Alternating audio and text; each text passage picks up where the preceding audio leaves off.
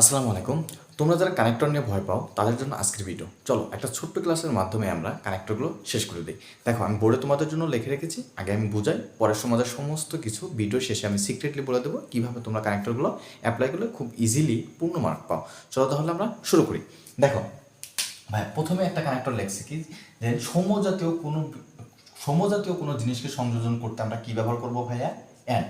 সমজাতীয় কোনো একটা জিনিস, যেমন সমজাতীয় কোনো একটা নাউন হতে পারে, সমজাতীয় কোনো একটা ফ্রেজ হতে পারে, সমজাতীয় কোনো একটা ক্লজ হতে পারে, সমজাতীয় কোনো একটা সেন্টেন্স হতে পারে। এইরকম দুটো জিনিসকে যখন তুমি সংযুক্ত করতে চাইবা তখন আমরা তাদের মাঝে কি দিতে পারি কানেক্টর ভাইয়া? অ্যান্ড। অ্যান্ড মানে কি ভাইয়া? এবং। অ্যান্ড মানে এবং। তাহলে আমরা কি করতে পারি? সমজাতীয় জিনিসকে যখন কানেক্ট করবো তখন আমরা কি দিব? অ্যান্ড। এটা হলো আমাদের প্রথম কানেক্টর। দেখো দ্বিতীয় বলতেছে কি ভাইয়া? বিপরীত অর্থ প্রকাশে। তার মানে যখন আমাদের কোনো একটা জিনিস দ্বারা বিপরীত অর্থ বোঝাবে তখন আমরা কি কি ব্যবহার করতে পারি? ইনস্পাইট অফ অথবা ডিসপাইট অফ, ইনস্পাইট অফ অথবা ডিসপাইট অফ, দো অলদো অথবা বাট। ভাইয়া এখন তিনটার কোনটা কোথায় বসাবে এটা হলো একটু প্রশ্ন। দেখো ভাইয়া, যদি সেন্টেন্সটা সিম্পল হয়, যদি সেন্টেন্সটা কি হয়? সিম্পল হয়, তখন আমরা ইনস্পাইট অফ অথবা ডিসপাইট অফ বসাবো। যদি বাক্যটা বা সেন্টেন্সটা কি হয়? কমপ্লেক্স হয়, তাহলে দো অলদো বসাবো। তাহলে কি বসাবো ভাইয়া? দো অলদো। আর যদি বাক্যটা কমপ্লেক্স না, সিম্পলও না, যদি কম্পাউন্ড হয় তাহলে দুই বাক্যের মাঝে কি বসাবো ভাইয়া? অ্যান্ড বসাবো। দুই বাক্যের মাঝে আমরা কি বসাবো ভাইয়া? অ্যান্ড বসাবো। তাহলে যখন দেখবো আমরা কোনো একটা জিনিসকে কোনো একটা বাক্যের মধ্যে কোনো বিপরীত অর্থ প্রকাশ করছে তখন আমরা ইনস্পাইট অফ, ডিসপাইট অফ, দো অলদো অথবা বাট বসাবো। ভাই এগুলোর অর্থ যদি একটু জেনে রাখো অনেক ভালো হয়। ইনস্পাইট অফ, ডিসপাইট অফ এর অর্থ হলো সত্ত্বেও, দো অলদো মানে যদিও, আর বাট মানে হলো ভাইয়া কিন্তু। কানেক্টর পাওয়ার প্রধান একটা লক্ষণ হলো তোমাদের, বা প্রধান একটা শর্ত হলো, পূর্ব শর্ত হলো কানেক্টরের অর্থ বুঝতে হবে। কানেক্টরের অর্থ যদি তুমি ভালোভাবে বোঝো তাহলে অবশ্যই কানেক্টরগুলো তুমি ইজিলি বসাতে পারবে। এবং ইংলিশে তুমি যত অর্থ মিনিং, মানে অর্থ তুমি মিনিংটা নিয়ে আসতে পারবা, ঠিক আছে, তুমি যত ভালো মিনিং করতে পারবা তত ভালো তুমি মানে অ্যান্সার করতে পারবা। সো ইংলিশ পড়তে গেলে তোমাদের অবশ্যই ইংলিশের অর্থগুলো একটু জেনে জেনে পড়তে হবে ভাইয়া। চলো তাহলে দেখি তৃতীয় নাম্বারটা কি আছে।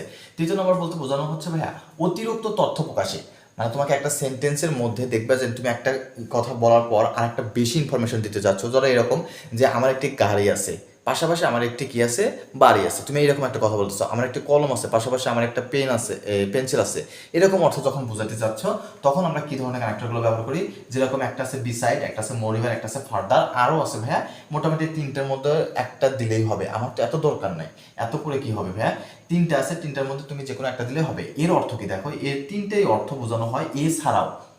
বললাম না ভাই যে আমার একটা কলম আছে, পাশাপাশি আমার একটা পেন্সিল আছে, মানে আমার একটা কলম আছে বিসাইড এ পেন্সিল, তার মানে আমার কলমের পাশাপাশি কি আছে? কলমের পাশাপাশি একটা পেন্সিল আছে। এরকম যদি অর্থ প্রকাশ করতে চাও তাহলে আমরা ভাই এই তিনটা কানেক্টর ব্যবহার করতে পারি। তারপর দেখো ভাই কি আছে? প্রকৃত বা মূলত অর্থে। প্রকৃত অর্থে আমরা কথায় কথায় বলি না ইনফ্যাক্ট, এর মূলত অর্থ কি? অর্থ হলো প্রকৃত পক্ষে, ইনফ্যাক্ট এবং অ্যাকচুয়ালি।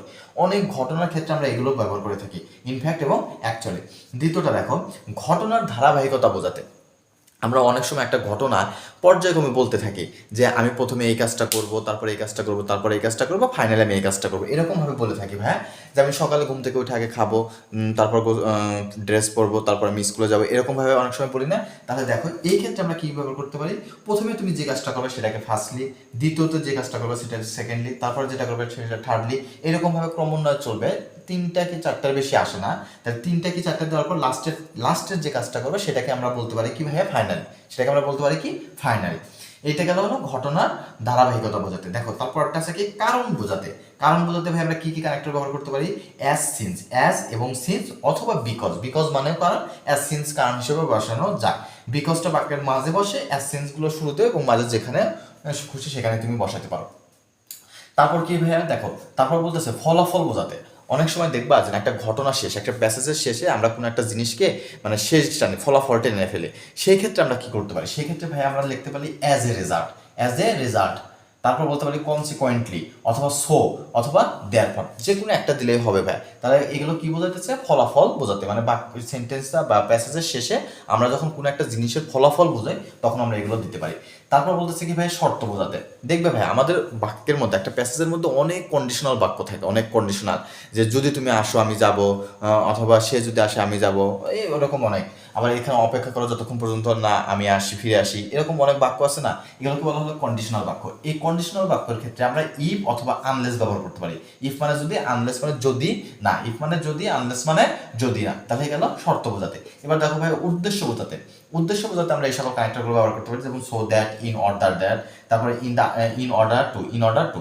ইন অর্ডার দ্যাট এটা কমপ্লেক্স বাক্যের ক্ষেত্রে বসে, আর ইন অর্ডার টু এটা সিম্পল বাক্যের ক্ষেত্রে বসে। এটা সিম্পলের ক্ষেত্রে বসে, এটা কমপ্লেক্সের ক্ষেত্রে বসে। সো দ্যাট যেখানে খুশি তুমি সেখানে বসাতে পারো। তাহলে এটা কি বোঝাতেছে ভাইয়া? উদ্দেশ্য বোঝাতে।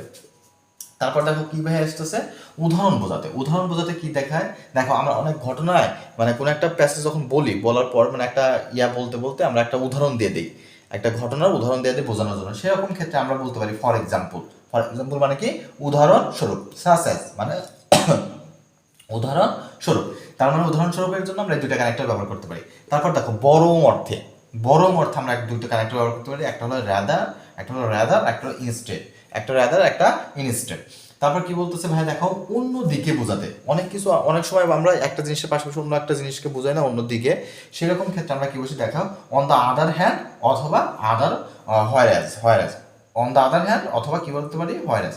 আর যদি অন্য থায় বোঝানো হয় তখন আমরা ব্যবহার করি যে আদার ওয়াইজ, অন্য থায়। মানে একটা ঘটনার উল্টো দিক যখন বোঝায় তখন আদার ওয়াইজ আমরা এরকম ভাবে ব্যবহার করি।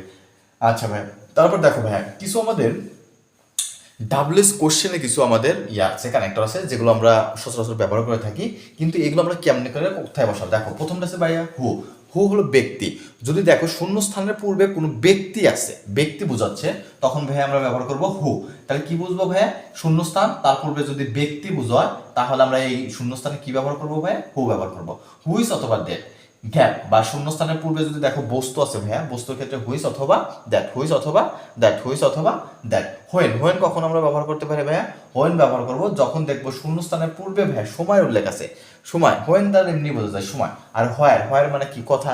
তার মানে কোনো জায়গা বা স্থান বোঝাতে আমরা কি ব্যবহার করবো ভাইয়া? হোয়ার ব্যবহার করবো।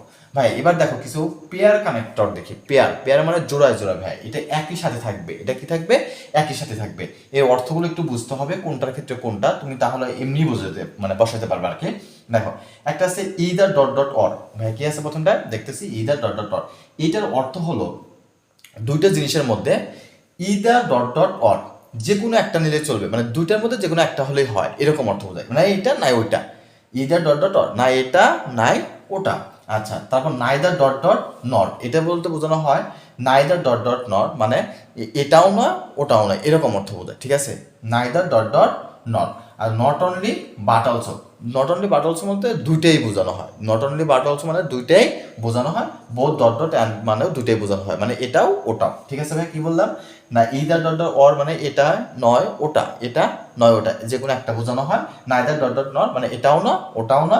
নট অনলি বাট অলসো মানে দুইটাই বোঝানো হয়, এটা ওটাও। এবং বোথ ডট ডট অ্যান্ড মানে কি? দুইটাই বোঝানো হয়। এইগুলো হলো পেয়ার কানেক্টর। এগুলো হলো কি ভাইয়া? Pair connector. এগুলো জোড়া জোড়ায় বসে। তুমি এটা বসালে এটা বসাতেই হবে এটার সাথে, এটা বসালে এটা বসাতে হবে এটার সাথে, এটা বসালে এটা বসাতে হবে, এবং এটা বসালে এটা বসাতে হবে। এটাই ছিল পেয়ার কনজাংশন। মোটামুটি কানেক্টর এগুলো, এতগুলো কানেক্টর তুমি যদি ভালোভাবে অর্থসহ বুঝো, ইনশাল্লাহ আশা করি তোমরা প্যাসেজে খুব অনায়াসে বসাতে পারবে। এখন এই কানেক্টর পারার পূর্ব শর্তগুলো হলো ভাই, এই কানেক্টরগুলোর অর্থ জানতে হবে তোমার, এবং প্যাসেজটা তুমি যখন পড়বা খুব সুন্দর করে একটু মিনিং নিয়ে আসবা। অর্থ যখন তুমি বুঝতে পারবা, দেখবে তুমি আপনা আপনি কানেক্টরগুলো বসাইতে পারবা। এটাই ছিল মূল কথা। তার মানে মূল কথা হলো তুমি প্যাসেজটা হালকাভাবে একটু ভালো করে মনোযোগ সহকারে পড়ে কানেক্টরের অর্থ বুঝে বুঝে তুমি বসাইলে ইনশাল্লাহ সমাধান করতে পারবা। আজকের মতো এখানেই শেষ করছি। ভালো থাকো, সুস্থ থাকো।